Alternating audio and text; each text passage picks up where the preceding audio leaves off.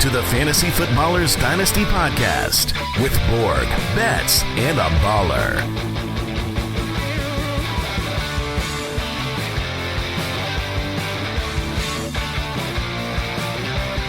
Welcome in. It's Wednesday, June 14th here on the Fantasy Footballers Dynasty Podcast. I'm your host, Kyle Berganoni, and I'm joined by Matthew Betz because when the boys are on vacay, us two boys get to play. Dude, we're running the company this week. I mean, Andy, Mike, and Jason, they're all on vacation. They left us in charge, for some reason, of the Dynasty Podcast. So no baller on the show today as far as one of those guys go. But that just means that we get to do whatever we want, right? I have so many drops that if I just wanted to hit one, You can just do what you want. If it's Chig we want to talk about, I'm here. If it's just like, you know what, we can hit a 55 drop, I won't do that because that would be blasphemous without a 55. Like, we can kind of do whatever we want. Andy, Mike, and Jason, this is the first time in company history that they took a simultaneous vacation. Like, think about that. Like, if you're running a business or you're in any job, 8 years go by and you look up and you go, wow, we've never taken a vacation at the same time. We had to record a show. So luckily, we did that for them. They are out and about. What's funny is, Arizona's known as the 48 state. There's actually a company called State 48. They're t-shirts, but they're actually, I believe, I could be wrong about my history, but is Alaska and Hawaii states 49 and 50? Oh, you're asking the wrong guy, dude. You're asking the wrong guy. An older version of myself it feels like may have known this. I don't know anymore. I mean, I'm going to look this up because it feels like, okay, Alaska's the 49th, and then I feel like Hawaii should be, the 50th. And it is. So you know what? They're just completing the very end of the group. It's totally fine. On this show today, Betz and I are going to mix it up because we think it's part of the summer where you can maybe get a little bit of information overload, a little paralysis by analysis, like whatever you're looking at. So we're going to look at the AFC and look at the most valuable storylines. You and I have been grinding the tape. We've been looking at the camp reports. I mean, you've been local there, just, looking at Eagles practices, right? No. Straight up, no. Kyle's just lying. No, but I have been, I'm about an hour and a half outside of Philly, but I have been definitely trying to take some pieces of information from these OTA sessions and mini camps start this week. So it's been one of those things that you want to, we're so thirsty to get any information possible about depth charts and roles and where this player is lining up and how this player looks, but no one's wearing pads and it's still June. So I'm trying to remember that as I get this information, but I think there are a couple of interesting little pieces that we can take from it over the course of the summer. And then of course, once training camp gets here, that's when we really get a lot of the good information. You're telling me that we can't deduce a lot from just dudes running around in shorts? We can't, but I will say the highlight of Jackson Smith and Jigba burning Devin Witherspoon in practice was awesome. I saw that. On that go ball. That was pretty sweet. So I'm more in confirmation bias season, where I see something that aligns with the take or a player on my dynasty team. I'm like, oh yeah, that's what he was supposed to do all along. Of course that happened. So on this show, we're going to be talking about the top storylines from the AFC and how it pertains to Dynasty. So we'll talk about some of the major storylines like Aaron Rodgers going over to the Jets. And we want to give people a holistic view of how you view a team. So we'll use the phrase team ecosystem in just a second because it's more than just what's the Dynasty rank and how much is he worth and how much should I trade him for. It's seeing a team as there's more than just what are their stats this year. Like, you're thinking over the next 2 to 3, 4 years in Dynasty, and we're going to talk about some of that outlook. So for instance, Aaron Rodgers, it's kind of a 2-year window. That's all we're really guaranteed because the dude is going to be making a lot of money over the next 2 years. And then after that, it's kind of a question mark. So we'll talk about some of that with different players, different teams, and the way you can look at them. If you want to get all of our takes when it comes to teams, they're in the Ultimate Draft Kit. In the Dynasty Pass section, we have a team opportunity page for every single team, talking about the contracts, their opportunities, where we grade each team. Like, hey, this team, in 2 years, they're going to need wide receivers. So you can find that in the Ultimate Draft Kit, and that's always updated. So this week, you and I are updating, different players that change teams, like your boy James Robinson, who Mike on this podcast, when we were talking about that backfield, said, I don't think he makes the team. And we got a lot of backlash for that. And now Mike is just laughing his butt off in Hawaii.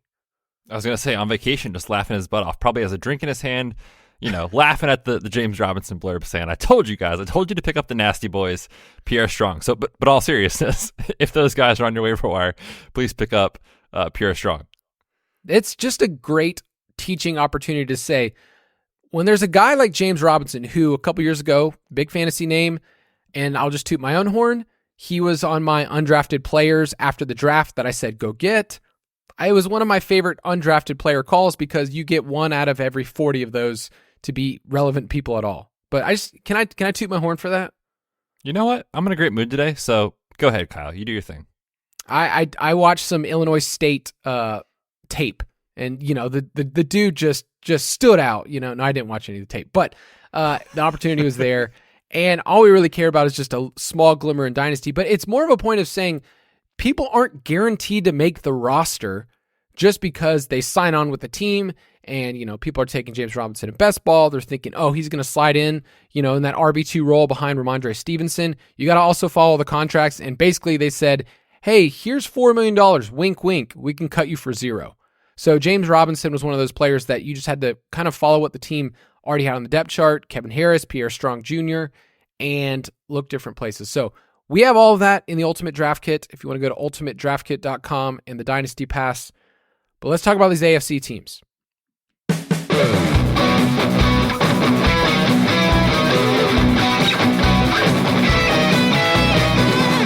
I thought you were trying to lose weight. Lay off me, I'm starving.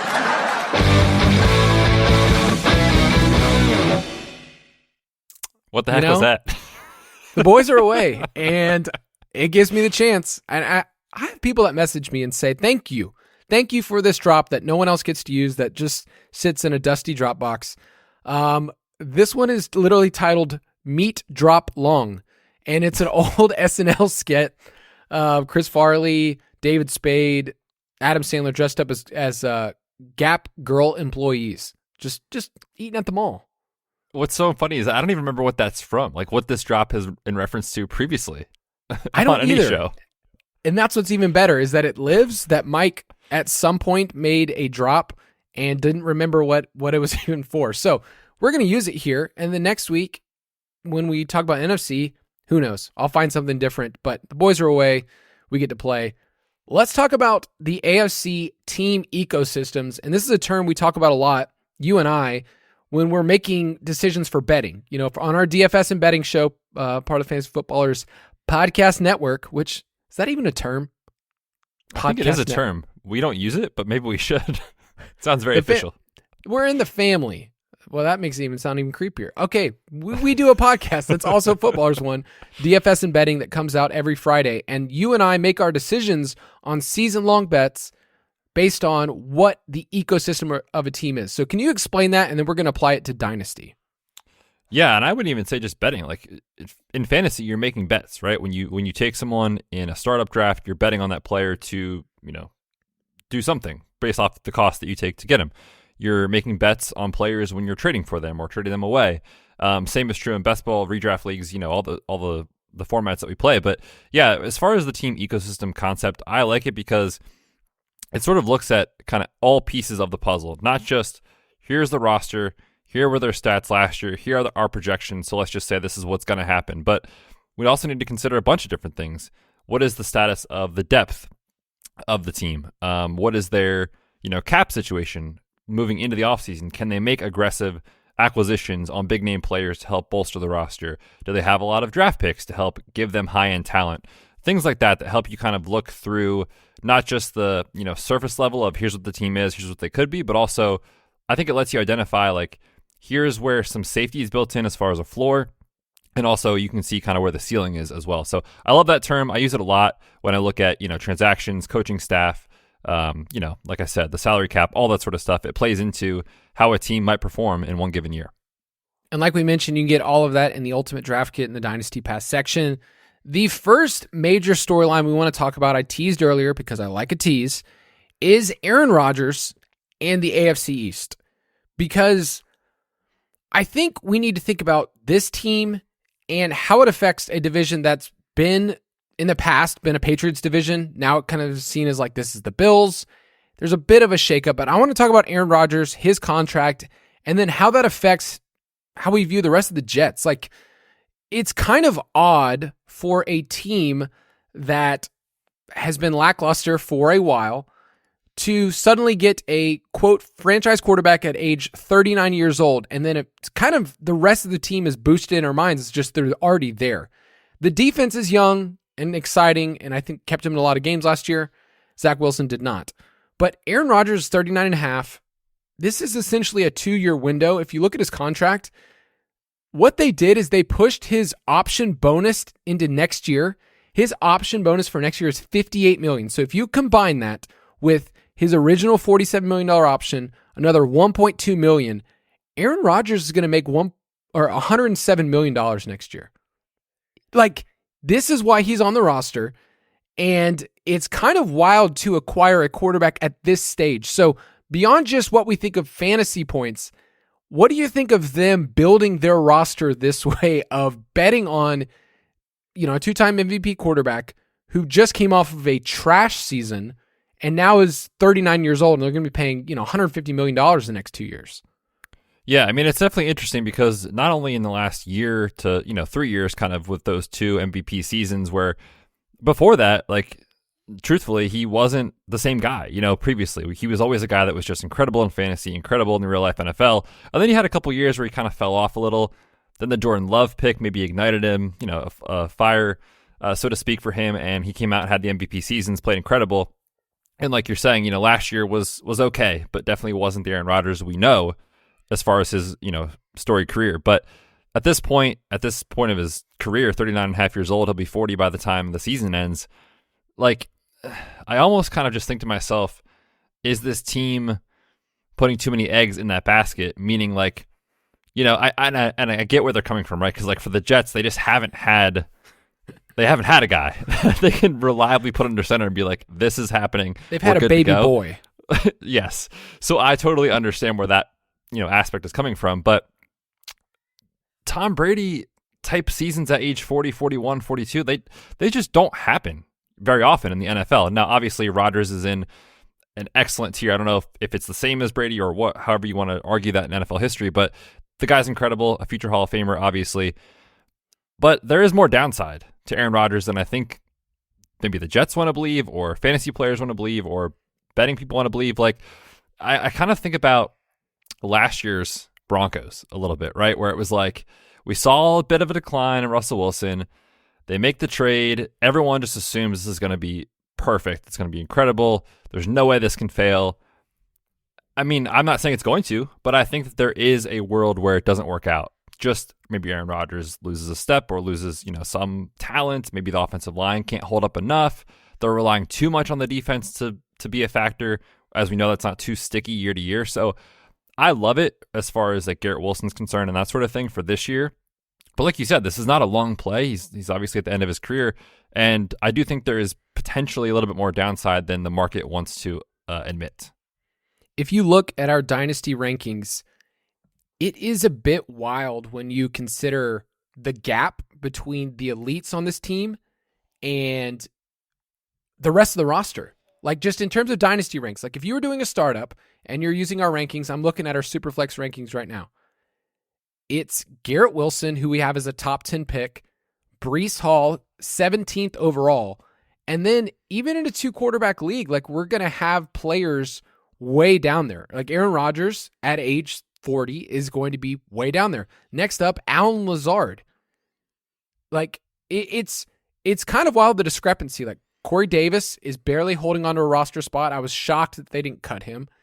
Mecole Hardman is one of those players that I bet against for 4 straight years, and it's one of the players that's made me feel really good because he's a gadget player. He's a special teams guy that gets certain touches. So, I don't know, like, do you feel like the sentiment in the Dynasty community is that because Rodgers is there, like, the rest of the group is just boosted? Because it's honestly just 2 dudes. It's Wilson and Hall, and then are you trying to acquire anyone else? I do think that is the overall kind of big picture takeaway that a lot of people have when they talk about the Jets is, and it's a very, I think rational argument, is like, well, they went from Zach Wilson and Mike White to a future Hall of Famer. So yes, this obviously has to be good. And I do understand where that perspective comes from, clearly. But yes, I do think this is one of those situations where it's like, Garrett Wilson is a stud. He's going to be great. I have zero doubts about that. Breece Hall might get off to a slow start with the ACL, but he showed, in his college profile and his draft capital and his first few games last year, he is a very good player and he will be excellent when he's healthy. But beyond those guys, like, I don't know. I don't think Alan Lazard is a difference maker. Izzy Abanikanda is kind of an interesting sleeper. But like beyond those guys, I'm with you. Like, I don't think this all of a sudden becomes good for Mecole Hardman. Mecole Hardman couldn't do it with Patrick Mahomes. So like, is he going to do it with the Jets competing with Garrett Wilson for targets? No, right? So like, to me, it is just Garrett Wilson and Breece Hall that I am interested in any dynasty perspective. Alan Lazard, fine as like a wide receiver 5 type guy for like a dynasty contender. But outside of that, like, yeah, I'm not too interested here. Yeah, I was kind of playing the game of, let's say Aaron Rodgers didn't show up and they went with Zach Wilson or, a Derek Carr type. I don't know. I feel like the value of Wilson and Hall would basically be the exact same. Like, you would see them as, a top 10 Superflex type pick, like you're going to take in the first round. Garrett Wilson, he's going to be a top 5 top 5 wide receiver, and Hall's going to be the same place. So it actually didn't affect those guys too much. And after this season, apart from injury, those guys are going to hold their value. So I don't know. Like I've just been playing the game in my mind. Like, Rodgers is not affecting, like, for this year, for 2023, I think we would both say yes. Like, this team, 9.5 win total. They have a 4th place schedule. I think that you would say, like, it's there, but there are still a lot of things that have to go right. So just to kind of wrap this up, how does Aaron Rodgers going to the Jets affect your view of the rest of the AFC East? Because this is what I wrote down. The Bills are going to be a class above everyone else because of the way that they do their roster, their defense, Josh Allen. But Diggs is a ticking time bomb. Like, it scares me as he approaches age 30. Tua makes that team super fragile, which is a really good thing on the high end, and on the low end could be scary. And then we both think New England's just toast. Well, are they going to get to Andrew Hopkins, Kyle? Will that matter? I'm not sure that I disagree with any of those takes. I do think that this makes them, for 1 year, a legit threat in that division. I mean, you talked about, the 4th place schedule, that matters. You talk about what's already in-house as far as the defensive side of the ball, that matters. You talk about the fact that there is fragility in other teams. Specifically, we've seen the bottom fall out for Miami if Tua can't stay healthy. So, yeah, I understand that there is optimism for New York.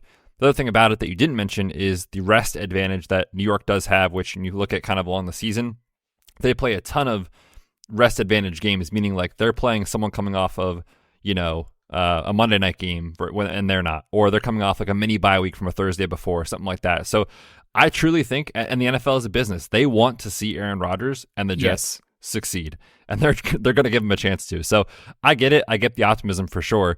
Certainly, especially when you consider what the roster had last year and how they performed from a win-loss perspective, it's not difficult to see this team, winning 10 games and sneaking into the playoffs as a wild card. All right, before we move on, let's take a quick break.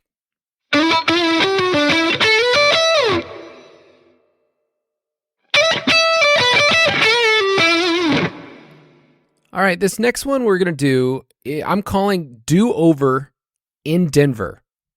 And, we need a do-over. You mentioned Denver. People had some high hopes. I might have had some high hopes. I might have had a Russell Wilson. Very high hopes last year. It did not work. Let's just say this about Russell Wilson. You can say that I wasn't on that. No, everyone else was wrong. He was the most bet player in the MVP market. Like, the value and so much of the sentiment was that this is a team that could get on the right track. Did you know that Denver hasn't had a winning season since 2016? Like, I didn't realize that at all. But when you look at the team, it's like there's so much that has to go right and hasn't gone right for quarterback for them in a very long time. So I think it was a good idea to say, if somebody's going to do it, it's Russell Wilson, who's been an outlier his whole career. Didn't work out so well. I was reading some articles about what Sean Payton said about their season, and he said, quote, Denver's 2020 season was, quote, hard to watch. Oof. That's tough to say that and then like walk into the first team meeting and be like, well, you guys weren't very good last year, huh? We can just go from there. I was thinking about his job interview, and like, what if in his job interview he goes, there's a lot of things I'd fix here, but let me just say this about last year, and everybody else was running. It was really hard to watch. I think everyone knows that. Like even Denver knows it was just rough. Yeah. So I mentioned they haven't had a winning season in a while. I think one of the things, just going back, they were terrible at clock management. You remember that week 1 game against Seattle where they should have won about 5 different ways, and then they tried to kick with Brandon McManus on 4th and 5, and like they were really bad. Nathaniel Hackett should go back to school for that. They were 4-9 in games decided by 7 points or less. They lost 5 straight in the second half doing that. It was rough. Do you remember that Thursday night game against the Colts? I try not to, but I unfortunately do. Yes, it was. And I'm not trying to be like, extreme with this. Like, it might have been the most painful football game to watch. And I love football. I mean, I watch every NFL game. I watch a ton of college. It was just so bad to watch. Like, literally being like, oh, we still have a quarter left. Oh, there's still 10 minutes left. Like, it just drug on so long. But thankfully, Andy, Mike, and Jason, they did that live telecast of it, for that Thursday game. Otherwise, I truthfully would have probably turned it off. Yes, it was one of those things where when we were participating in, like, I was feeding stats and stuff while they were broadcasting the game, and I was like, this is rough. I need to give, some really good stuff, like Jack Doyle's on the field, or, like Mo Alley Cox or whatever else. Was Jack Doyle even playing? I don't even remember. I don't think so. It was like, who's on the field? That's the only thing I could say, because no offensive plays were actually happening. Okay, regardless, Denver was really hard to watch. What we care about moving forward is Sean Payton, his history of success as a NFL head coach, and I really want to talk about Javonte Williams, because in Dynasty, it's just been a steady decline of value. Now, we haven't got to see him on the football field very much recently, but since Sean Payton was coach of the New Orleans Saints, in 13 of his 16 seasons, his team finished in the top 5 in total running back fantasy points. So we like the situation. We think Samaje Perine is going to start the year as the dude. Javonte's slowly going to be worked in. So injury-wise, what can we say about Javonte? And then we'll kind of spin that into how we view this team and him is, can he still be a cornerstone for a dynasty team? Yeah, so with Javonte, like, it really is kind of a conversation of what do you expect this year, and then kind of what do you expect long term, because this year, the odds are stacked against him to give you an RB1 season, or even give you an RB2 season, truthfully, with the type of knee injury that he had, which was the ACL, LCL. He also had the PCL and posterior lateral corner, which is a bunch of tissues and structures that are very important to stability in the knee. It's tough to come back from that. And not just come back from it, but also come back from it and be yourself, which is going to take time. So can Javonte be a guy that, from like week 9 on or 10 on reminds us of the old Javonte? I think that's definitely possible. Is there also a scenario where he comes out and he gets like 10 touches a game all year and he's just not really that valuable for fantasy? I think that's also possible. But when you go back to this player's overall profile, from how good he was coming out of UNC, just a tackle-breaking machine, how he can perform in the passing game, everything he gives you, the draft capital, and now the coaching staff that wants to use running backs, you have to be very excited about him in 2024. So I'm kind of viewing him as like, if I'm a contender, I'm willing to part, I think, with the future value of Javonte for this year. If I'm a rebuilding, team, this is a guy that I'm trying to say, you know what, I'm not going to win this year anyway. I might as well get a guy that, has a ton of talent, that's going to be healthier in 2024, go out and get him for that rebuild. It's painful to see his startup ADP and where it's gone. So like when he came in as a rookie, he was taken in the 2nd round. By the way, would have been the Falcons pick. Instead we traded it to the Broncos, and then chose Bijan, whatever. So Javonte was seen as kind of like a top 10 startup running back then. The next year, so last year heading into the season, he was seen as like a top 3 or 4 back in most leagues, that this is a player you wanted. You wanted to buy into. It was Javonte, it was Breece Hall as like the dudes about to take the next step. Javonte gets hurt. Right now on our startup rankings, he's at RB 17. And I've gone back and forth with this, if that's too low, like if Andy, Mike, and Jason have been a little bit, tough on the guy. But I feel like it's fair because you're heading into season 3 and you're saying that you're probably going to get abbreviated production. You're shooting for year 4, and then he's shooting for a new contract. So is it kind of one of those things that like by the time you really see this player fully there, that like he's going to be looking for a second contract, and we know for running backs that's not great? I was going to bring that up too and just say like it feels like we're so early in his career, which we still are, but for an NFL running back career, like it doesn't last long, right? Like Derrick Henrys don't come around every 2 years or something. Like it takes a long time to find a guy that will play that long in the NFL. And, you mentioned it, like the hit rate on these guys going into their second contract for fantasy has been very poor historically. Also, with the way the market is valuing guys in the NFL as far as running backs, like Josh Jacobs can't get paid, Saquon Barkley can't get paid. Like these guys that are the top, of the class, like they should be getting contracts. They're just not because of how the NFL is valuing them, which I think from an NFL team building perspective is correct. If you're a running back, that stinks, man. But you throw that factor in, and I'm not sure, like he has to come back in 2024 and have a great year to then go get paid for a second contract that you as a dynasty player will feel very good about. And that's kind of a big parlay to cash, so to speak, from a betting perspective. So I understand the startup ranking. I think in a year or two, it could look very silly. In a year or two, it could look very sharp as well. Yeah, looking at the contracts of note for this team, Jerry Jeudy's going to be up for an extension the exact same time. And they gave him his 5th-year option. But if Jerry Jeudy's the dude this year, then he's going to be the one to get the deal. And then in 2025, Javonte, Tim Patrick, Samaje Perine, like they're the ones that are all up as free agents. And that's usually when you let a player like him walk. So keep that in mind with Javonte. Like don't just attach him to the Broncos forever. But I think it's just tough to give somebody advice and say, oh, you're shooting for 2024.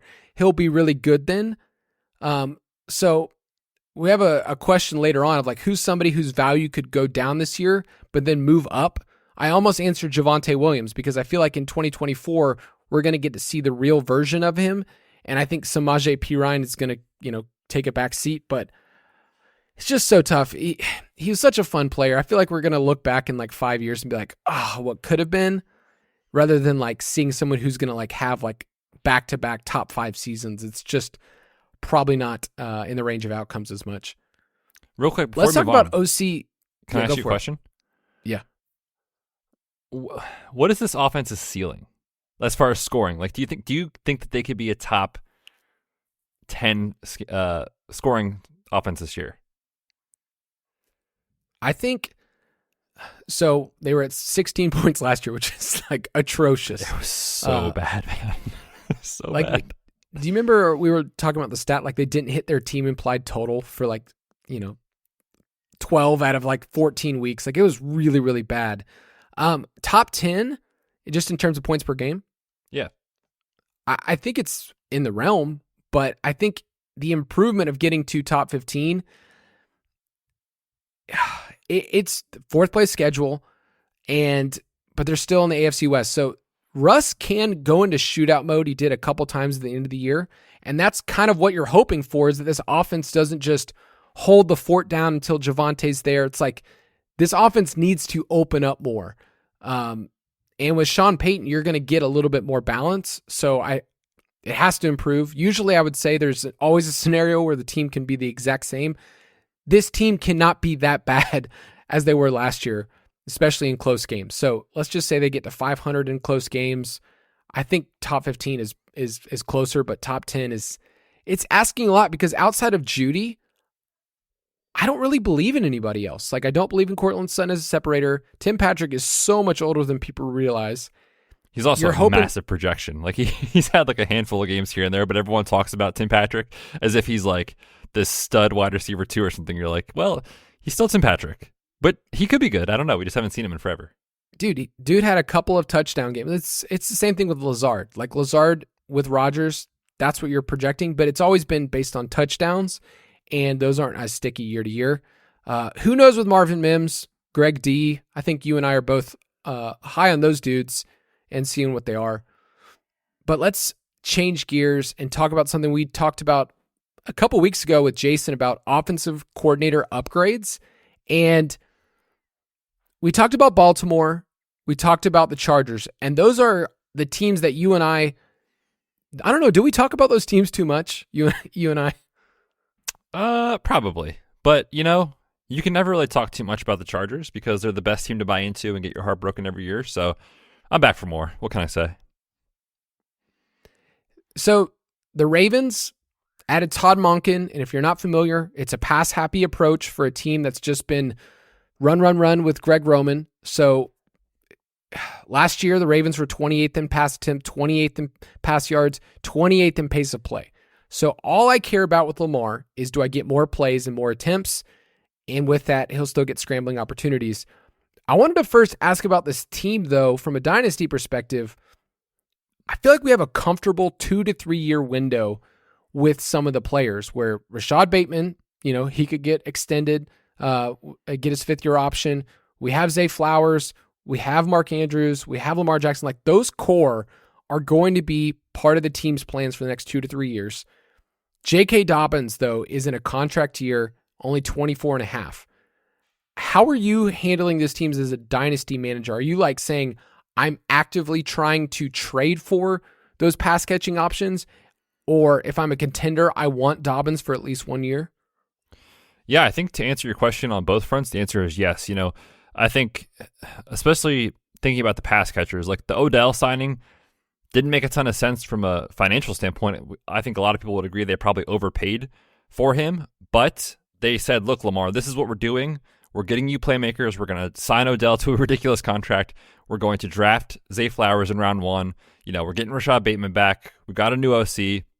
We're going to change things and really make sure that they commit to Lamar Jackson. So I'm more buying into the offense just being incredibly successful this year because of the fact they are being aggressive in those moves.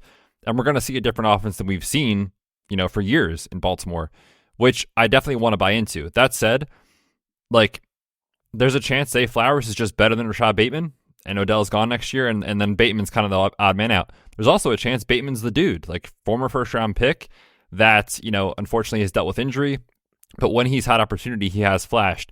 And there's a chance that he makes Zay Flowers, irrelevant. So, or not irrelevant, but not, live up to the hype. So I think that in general, I'm in on the Ravens. I don't think anyone really knows who it's going to be, because if Mark Andrews is still dominating, which I think he is one of the best players to have on a dynasty contending roster this year, he's still young enough for a tight end.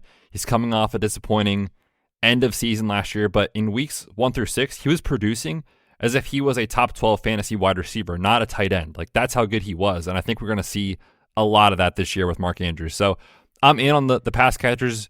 As with anything in Dynasty, to me, though, it just comes back to the price as far as what you have to trade to get them. I am very interested, though, in J.K. Dobbins from a contending roster perspective.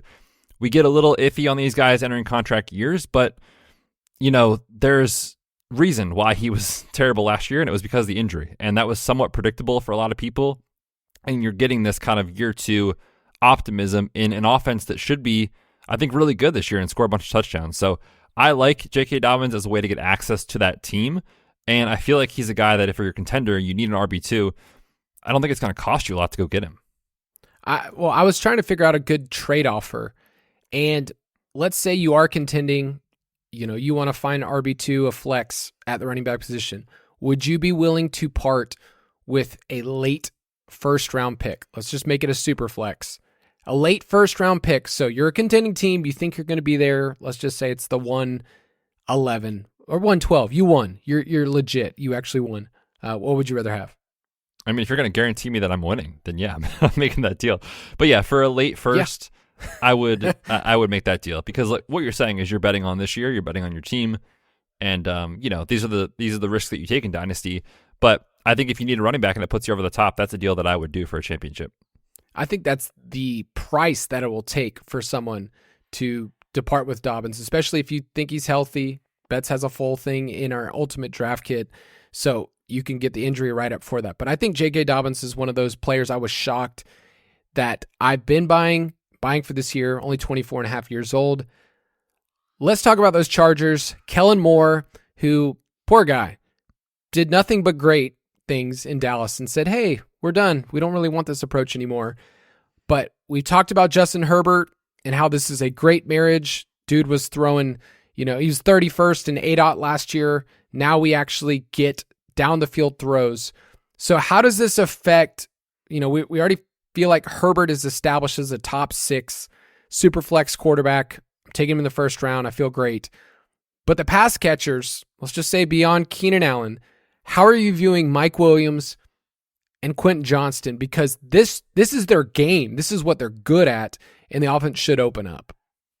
Yeah, I think it is a pretty interesting year for LA when you look at what the offense could be with Kellen Moore versus what they had with Joe Lombardi. And the biggest change, like you said, is that average depth of target and the ability to push the ball downfield, continuing to have Herbert rank in the top probably 5 of pass attempts, year by year, assuming health. So that obviously will elevate the ceiling for his guys. As far as how I see it playing out, I think the 3 wide receiver set is going to be Mike Williams and Quentin Johnston on the outside. Quentin Johnston didn't play a ton in the slot in college, not saying he can't, but that's where Keenan Allen, does his best damage. And at this point in his career, expecting him to open up the offense is probably not your best bet for Keenan, but he can be an incredible chain mover, incredibly PPR friendly type of receiver. So I think that's going to be the 3 wide receiver set. And so I think there's going to be plenty of opportunities for massive weeks from these guys. I think predicting who it's going to be on a week-to-week basis is going to be very difficult, specifically if, Mike Williams plays a full season and Quentin Johnston can work his way into it. We can't forget, the tight end for Kellen Moore with Dalton Schultz has been very helpful for fantasy. So I think Gerald Everett is also going to get his. And so when you have those, guys, oh, by the way, Austin Eckler catching passes.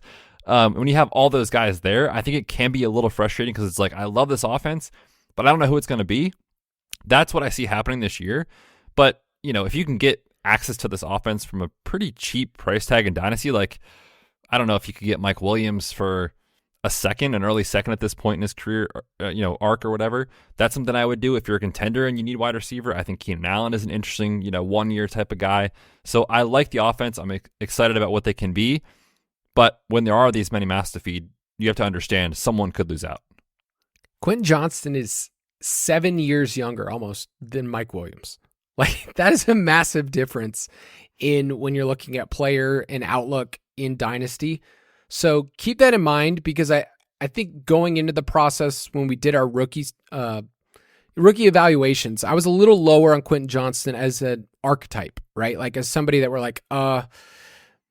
how do I project a player that's mostly been deep balls, catches with his body a lot, but in an offense that we trust, it's kind of the perfect landing spot, especially if it's going to get these deeper targets. So it's an offense we really like. Austin Eckler is an enigma, but he's also going to age really well. I've been getting a lot of questions recently of what do I do with Austin Eckler in Dynasty, because honestly, I don't want to be left holding the bag.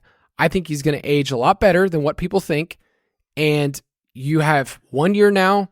He's going to get somewhere where he's going to get playing time. Maybe not the full contract you want, but he's going to get the playing time. So Austin Eckler is not somebody I'm trying to just trade away, because I think you still have a good 2 to 3 years where he's going to be effective for fantasy. I think we just saw the ceiling. Maybe you get 1 more year of top 5 production, but don't just completely abandon Austin Eckler because he's at this age. Remember, he got in the league a little bit later as an undrafted free agent. He kind of shared time with Melvin Gordon. Now he's the dude, and he's just kind of built differently. So I don't know. Do you feel the same way about Eckler? I mean, it's always tough because if you're making a bet, the bet is that this, like you said, the best we've seen from Austin Eckler. And you mentioned top 5 from a fantasy ceiling, RB2 and RB1 the last 2 years. We're not getting that, I don't think, again. So if there's somehow a deal that you can make to move on from a 28-year-old running back, unless you're a contender and you've got a team that's going to win this year, certainly make the playoffs, keep them. I'm always looking to actually trade those players just because the NFL turns over running backs super, frequently, and he'll be next year at this time, 29 years old, potentially changing teams. So I think, more willing than you to try to cash in at this point. Yeah, I mean, if I'm contending, I'm going to ride this out for another year, right? I'm not going to just try to flip, unless you can flip him for, a younger piece. But would you rather have right now in Dynasty Austin Eckler or J.K. Dobbins? Oh man, that is tough. That is very tough, because J.K. Dobbins is a guy that I believe in, that I think a lot of people like, but truthfully, we really haven't seen a huge ceiling from him yet. And I keep saying, ceiling or yet, because he's, entering year 4 or whatever. At some point, the guys have to do it to be considered in the same plane. So I actually think I would take Eckler, especially if I'm a contender. Obviously, that's a player that I'd like. Yeah, I would do the same exact thing. Eckler at 28 years old. It sounds like you're not supposed to. There's a rule that I need to take the younger player.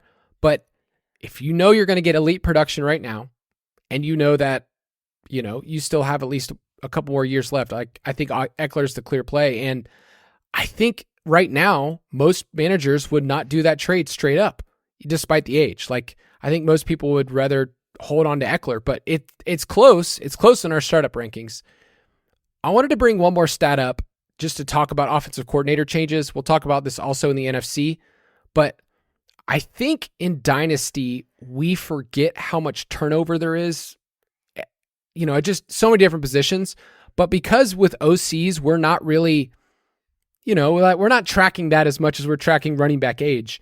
We forget, I looked at the last 5 years, and on average, there's about 14 new OCs every single year. Now, some of those are just going to be chilling on the sidelines, holding a clipboard. Your boy Jim Bob Cooter. That's what he's going to be doing this year. He's not going to be doing too much, but there's a lot of different, changeover every single year. It's basically half the league is doing this. So I want myself just to be reminded that these windows we think with teams, their ecosystem is much shorter than we realize. If you're saying, oh, the Ravens, if you said this 2 years ago, Lamar's just always going to be a low volume guy. Well, that shifted this year. So keep in mind before you just say this is exactly what this team is, just know and be open to different possibilities. Speaking of Jim Bob Cooter, which is maybe the best transition I've had on this show, and such a pro. I'm pretty proud of it. I'm going to tell my mother about it later. I want to talk about some rookie quarterbacks and the ecosystem that kind of surrounds those rookie quarterbacks. So Jim Bob Cooter is going to be offensive coordinator of the Colts, but it's going to be Shane Steichen running the show. CJ Stroud and the Texans, it's another rookie quarterback situation. So the Texans, the Colts, and the Titans. Okay, so in the same division, we have 3 rookie quarterbacks, and it kind of changes the outlook for these teams.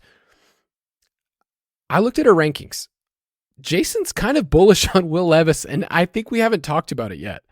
And I think we need to bring it up on the next show that he is a big Will Levis guy. What do you think?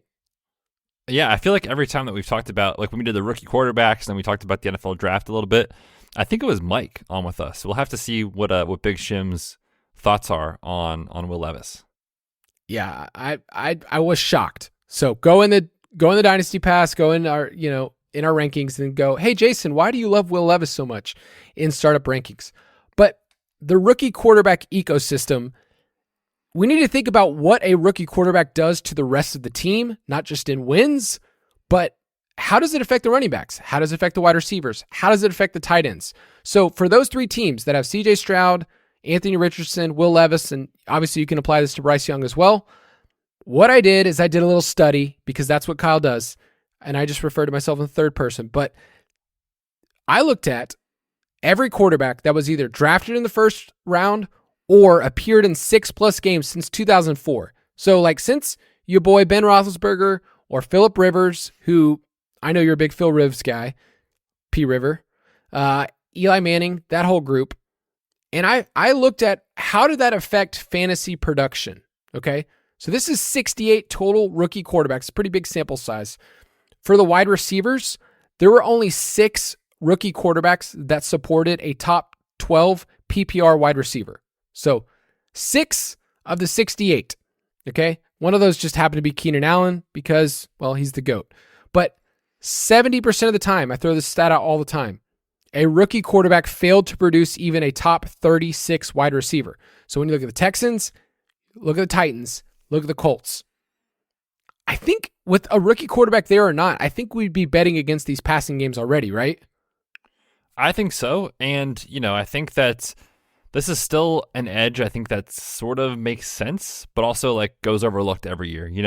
Like if you look at best ball redraft leagues right now, there's plenty of people that are still, interested in Michael Pittman, or they're very interested in seeing what, Jonathan Mingo can do as a rookie with Bryce Young, or just the list goes on and on. John Mechie's, like, people are excited about that with CJ Stroud or whoever it might be. The guys that have done it, like, they're all really incredible wide receivers, like Roddy White, Steve Smith, AJ Green, Reggie Wayne, and you mentioned Keenan Allen. The other one who did it was Percy Harvin, which I laughed when I saw, and then realized, wait a minute, wasn't he like a gadget sort of guy?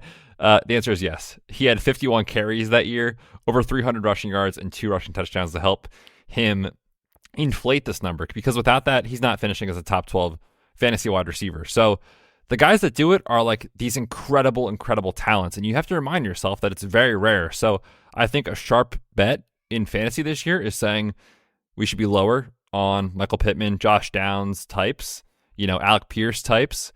We should be lower on John Mechie and Tank Dell and Robert Woods. The list goes on. And so I don't see a player this year that's gonna fit this trend, this year. So I'm lower than market, I think, on a lot of the guys. Yeah, and I think the advice I would give people is the buy low window for this team. The buy low window is next year. Next offseason, I think that these are players that if you saw something towards the end of the year, or you think that just the bottom dropped out of their value, I think that you can get them 70 cents on the dollar next year, as opposed to right now, there's excitement, they're rookies, they're really great. So think about that with some of these, pass catching teams. Tight ends with rookie quarterbacks, not great. The best tight end finishes over the last 7 years, tight end 7, tight end 8. That was your boy Hunter Henry with Mac Jones. He had 9 touchdowns. Mike Gesicki had 6 touchdowns with Tua, but it makes sense. You're going to get low touchdown numbers from rookie quarterbacks, and tight end in a position where it's very touchdown dependent. So don't just think you're going to get lightning in a bottle with that either. The running backs is the conversation that I've been having a little bit more. Like, how does a rookie quarterback affect the running back? So for these teams, we would say these are teams that are going to heavily lean on the run, like the Texans, Dameon Pierce, the Colts, Jonathan Taylor, the Titans, Derrick Henry. Like, those are 3 running games. And I wanted to get your perspective on those bets. Are those teams that you're actively trying to stay away from acquiring those players? Like Derrick Henry is at the end of his career. I'm not trying to acquire him even if I'm a contender. Jonathan Taylor is in a contract year, but we know that rushing quarterbacks tend to stagnate their running backs. And then Dameon Pierce is basically out of the league for me. You're so mean to Dameon Pierce, dude. He was actually very good last year. And it's time for you to admit it on this podcast, Kyle. Come on. But to answer your question as a whole, again, I am lower on these guys for this year with these rookie quarterbacks, because you mentioned, it's not just the fact that Anthony Richardson we project to be great as a runner, which is going to take away opportunities for his pass catchers. It's going to take away carries for Jonathan Taylor. If they use him similar to a Jalen Hurts role, I'm not saying that's what they're going to do every play with the push play or whatever, but like if they use him inside the 5-yard line as a goal line back, we've seen that be, counterproductive for the running backs. We see it with Josh Allen when he's used that way. Like, the Bills don't have that guy, right? So I think that you can see the case for these guys because they were good. They're very talented. The teams are probably going to want to run the ball. But at the same time, like, are these offenses going to be able to sustain enough drives to allow these guys to compile stats over and over again, drive after drive? Historical data will tell us probably not. And so I think that's a reason to be potentially a little bit lower than market on these guys. And I know specifically with Dameon Pierce, like, Jason has brought it up a little bit, saying like he thinks Devin Singletary, and Mike mentioned this on last week's show, is more of a factor than most people want to admit. And I think when you look at the roster from last year, when it was like Rex Burkhead and no one else, certainly he has more competition this year. So yeah, I'm lower the market on all those guys, honestly. Yeah, for me, it's just a bet on looking at the team, looking at their outlook, the projected Vegas wins over the last decade. Teams that started a rookie quarterback in week 1, which is what we're kind of projecting for Stroud and Richardson. Levis, we're not. But those teams average 4.5 wins. So the running back position is definitely the one that is mostly influenced by game flow, game script. There's always outliers like James Robinson's year. But I looked at those teams, and I looked at rookie quarterbacks that started week 1, and only one of those running backs finished better than RB24. Like James Robinson with Trevor Lawrence, he finished at exactly RB24. And the only one was your boy Doug Martin, the muscle hamster, who only had 6 touchdowns. Like he had a crazy yardage season with Jameis Winston, but his touchdowns weren't that great in terms of rushing. This is weird. He was the RB3 that year on 6 rushing touchdowns. Like that's not normal, right? I mean, I'm trying to even think back to 2015. There must have just been a terrible year, like rushing touchdown wise or something in the league, like across the entire NFL or something. Doug Martin had like 2 seasons in his career where he played the whole time. He had tons of yardage, and then he did have enough receptions. But remember, that was the Jameis team that was just like wild and wacky. Like he's throwing interceptions. This is rookie Jameis. So they only had 6 wins. But keep that in mind with these teams, the ecosystem for running backs, for wide receivers and tight ends. And I wanted to get one more take on CJ Stroud, Anthony Richardson, Will Levis. A year from now, do you think that Stroud is up in value or down in value? So right now in our rankings, he's the QB 14 in startup Superflex ranks. Jason has him at 12. He's about a 3rd round pick in startup Superflex. Do you think he's more valuable or less valuable next year? Good question, because the market over time is getting sharper to understand. Like these guys might struggle a little bit, but they're still going to be starting this year, so they're not just going to fall out and be nothing next year, right?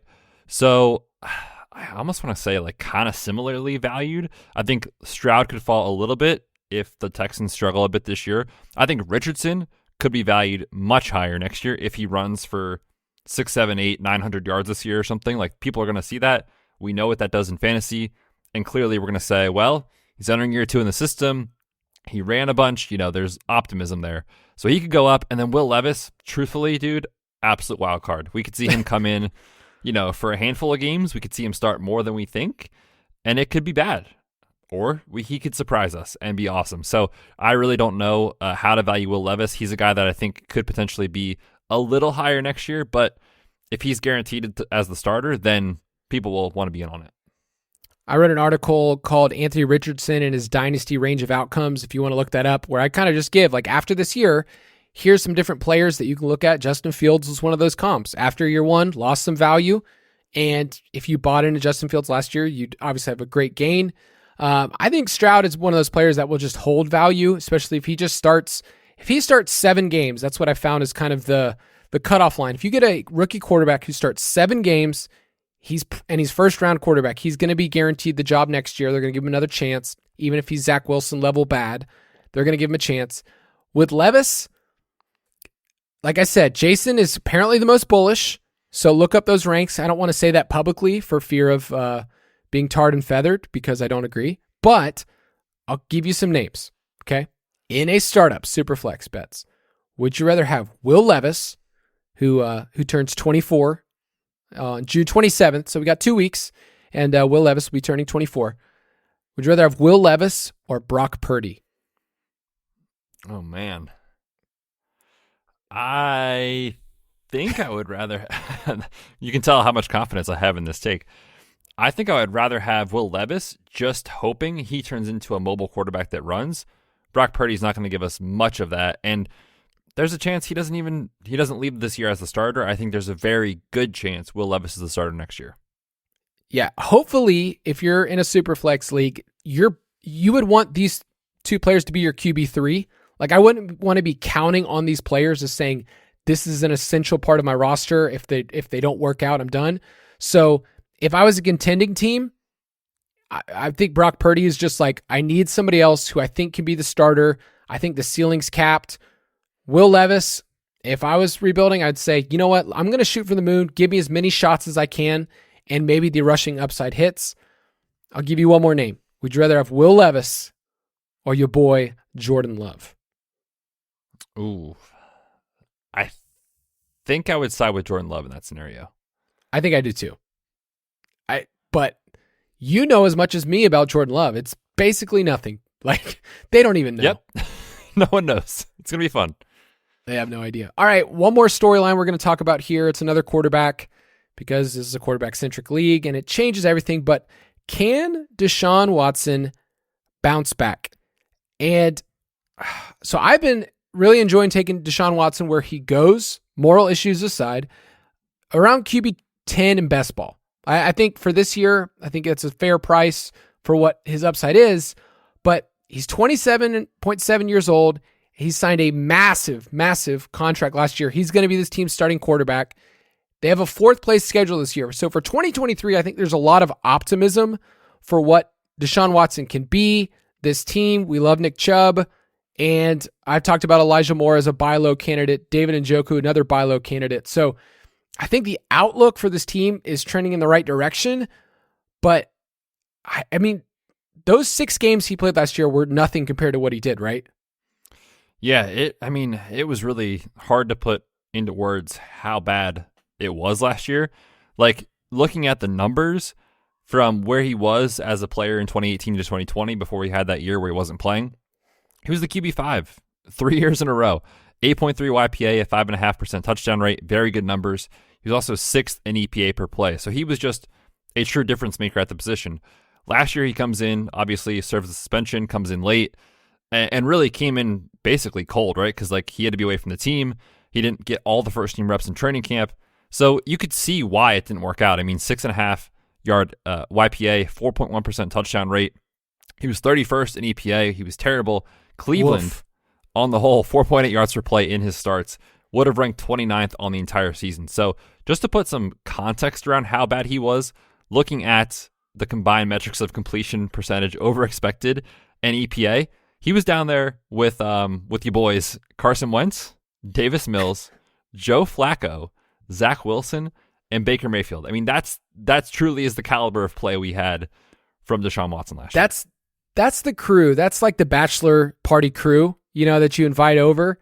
And honestly, they're not going to do a lot to like you're not going to have good quality conversation. It's not going to be super fun. They're going to be there. They're going to have their Keystone Lights, and they're just going to move on. Crushing them off their forehead, probably. But there is a ton of reason to feel, I think, optimistic that this year will be much better. And truthfully, if he is 80% of what he was, like, he can be very good for that offense, and he can be a top 10 quarterback, a top 12 fantasy quarterback this year. So specifically looking at kind of the flip that they made in their offensive plan when Jacoby Brissett went out and Deshaun Watson came in, over the final 4 weeks of the season, they were 14th in pace. Prior to that, they were 25th. And over the final 4 weeks, they had one bad game with weather in week 16, but they had an above average pass rate in the other 3 games of that final month. So they kind of let him get his feet wet a little bit in his first 2 games. Then they picked up the pace. Then they threw the ball more.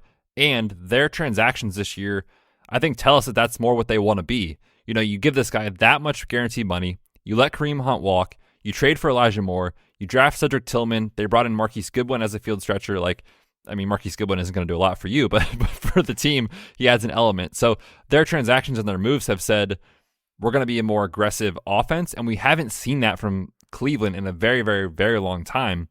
So I'm kind of optimistic that he can bounce back, and if he does, there should be good things happening for, Amari Cooper, David Njoku. If Elijah Moore can hang on with that team, then Elijah Moore. So I'm kind of in on the Browns this year. What could go wrong? So think about how we've approached this team over the last in the Baker Mayfield era. It's Baker's erratic, he's one of the boys, right? One of the Bachelor boys. One of the Keystone Light boys. Not a sponsor. Never a sponsor. But could be a sponsor. We're not saying that they can't be. But like the way that this team had to run things was Nick Chubb, and maybe they'll throw in Kareem Hunt, but like run-heavy team under Kevin Stefanski, they want to be more balanced, and I think they're going to be able to lean in more, like you said, to Deshaun Watson. So the pass catchers seem like a buy low across the board. Amari Cooper is a bit of a wild card, just thinking about his contract beyond this year, but I'm really interested to see what this team can be. A year from now, it wouldn't shock me if Deshaun Watson ends up being a top 7-8 quarterback, like that's what he finished on the year, and you're getting some spike weeks. The craziest part, though, when you look at Browns year to year, you mentioned a weather game. There's always going to be at least 2 to 3 of those every single year in the AFC North.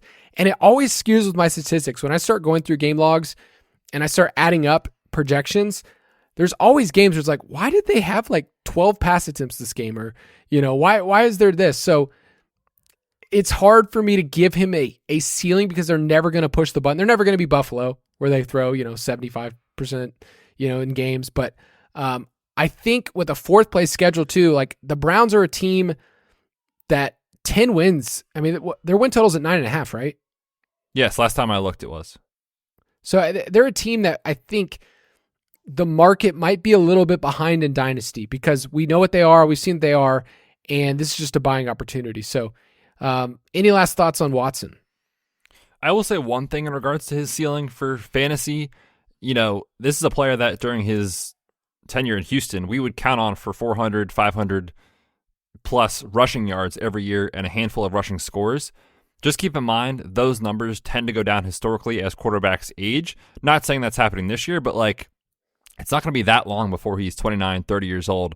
And then you're asking yourself, is this the same fantasy quarterback? And so I think we have a window of a year or two where it's like we could get what we saw in Houston, but keep in mind the rushing probably will come down, starting in 2 years, something like that.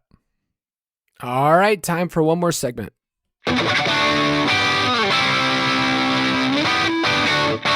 Take it or leave it. So we're going to finish this episode by doing a little bit of some mental gymnastics for you. I want us to predict a player who you think will lose dynasty value this year, 2023, but then regain it in 2024. So that's a tough exercise because you're saying, I could see things not going so well, and then maybe in 2024, it's a buy low opportunity. So we mentioned earlier, like rookie quarterbacks are a great one to wait a year and see where this is going to go. Javonte Williams was somebody I almost answered here as well, but tell me about somebody with sustained dynasty value. And you know what? Actually, I'll do the intro for you. We built this city. I couldn't find the sad drop. That's okay, because we're going to talk about why it could go bad and then why we're back in next year. So this is just an early happy drop for Pity City. Thank you. Yeah, Michael Pittman was a guy that a lot of people were on last year, us included, and I don't think anyone saw the Colts season playing out the way that it did. It was truly just mind-boggling how bad it went and how quickly it went off the rails. But Pittman was a guy that flashed a ton of talent in 2021, then in 2022, still earning targets at an incredibly elite level. 141 targets last year. He almost got 100 balls, but you wouldn't think about Michael Pittman catching 100 balls from Sam Ehlinger and Matt Ryan for a handful of weeks and whoever else was out there under center. It was truly awful. So you kind of have the stink of last year, I think, spilling over into maybe his outlook this year. And then we talked about the issues with rookie quarterbacks just not supporting these elite fantasy pass catchers. So if he does have another, okay sort of season where you're like, yeah, he finishes wide receiver 24, but so what? You're not that excited about it. We could see a Michael Pittman with a new contract because he's entering contract year this year, gets the bag, gets a nice 3-year deal, something like that, potentially to a quarterback where it's a more pass-centric offense. So I think Michael Pittman's a guy that I'm a little down on this year, but I still believe in the talent, and I think this time next year, he's a guy that people are going to be talking about as a potential buy low. The city itself was trashed this past year. But like you mentioned, 99 receptions, that's kind of a big deal. Did he give us the lowest PPR fantasy points ever for someone with 99 receptions? Sure. He sure did. But this is a city that is going to take a year plus to build. We've got a new guy in there, Shane Steichen. Last year, they tried to do some Saturday stuff. Didn't work out. That's okay. Ooh, Jeff.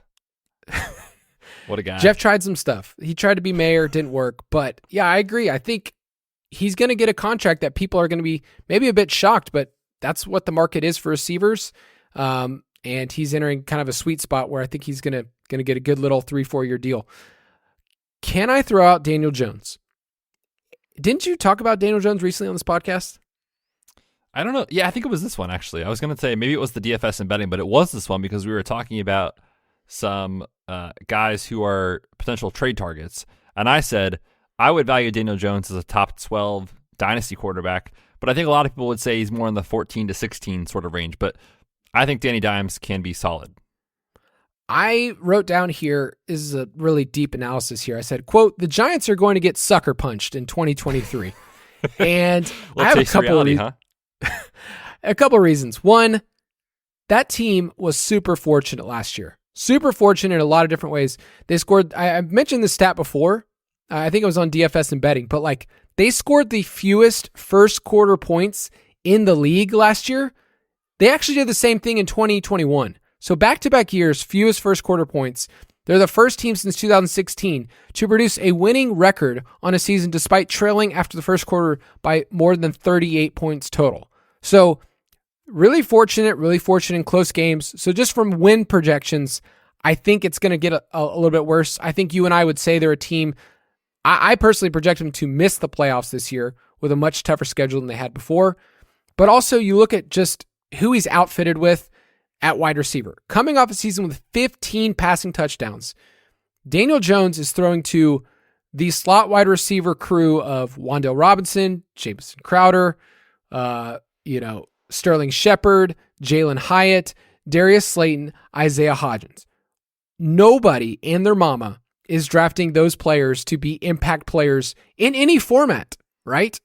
Like in any format, are any of those guys going to be a weekly wide receiver 3 play? What do you think?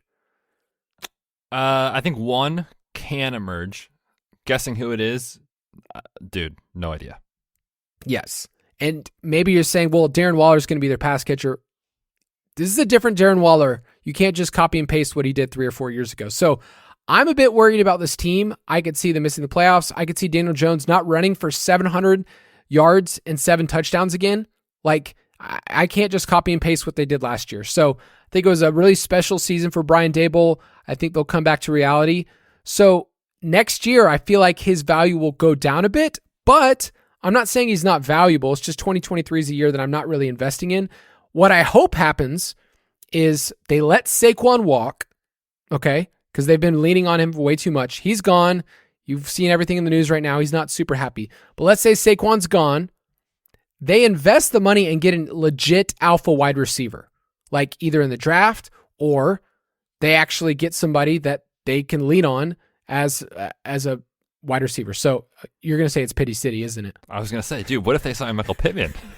Oh, man. Then these two, you trade for him now, you get the 2024 stack already built in, and you don't have to pay for it. This is incredible content, Kyle, here. We didn't even plan this. What a wild thing if you're like, hey, I'm going to trade for these 2 players next year because I know that they're going to be a stack in my Superflex league. Well, I mean, what degeneracy. But yeah, hopefully, I just think this team's outlook's going to look a little different next year. Hopefully at wide receiver, because all of those those slot guys are like 1-year deals, right? Yep, they all are. Except for Wan'Dale. But anyway, Daniel Jones, player that I don't love for 2023. I think in 2024 you can get better value for him, but I don't really see him as like a top. He's not somebody. I'd rather have the rookie quarterbacks. Like if I'm projecting into next year, like give me CJ Stroud in 2024. But I think Daniel Jones and CJ Stroud are going to be at a place where you can buy them a little bit lower next year. Yeah, makes a lot of sense. That's going to do it for this show. Next week we will talk about the NFC, talk about some storylines. We'll do the work for you. We'll go through all the press conference reports, give you some juicy Dynasty takeaways. But Betz, why don't you sign it off for the people? Yeah, man, fun show today. A little bit different than our usual player takes sort of episode, but hopefully you enjoy. We'll be back next week for the NFC with, I think, Jason, where he can maybe defend his Will Levis egregious takes. Thanks for listening to the Fantasy Footballers Dynasty Podcast. If you want to take your Dynasty skills to the next level, check out thefantasyfootballers.com.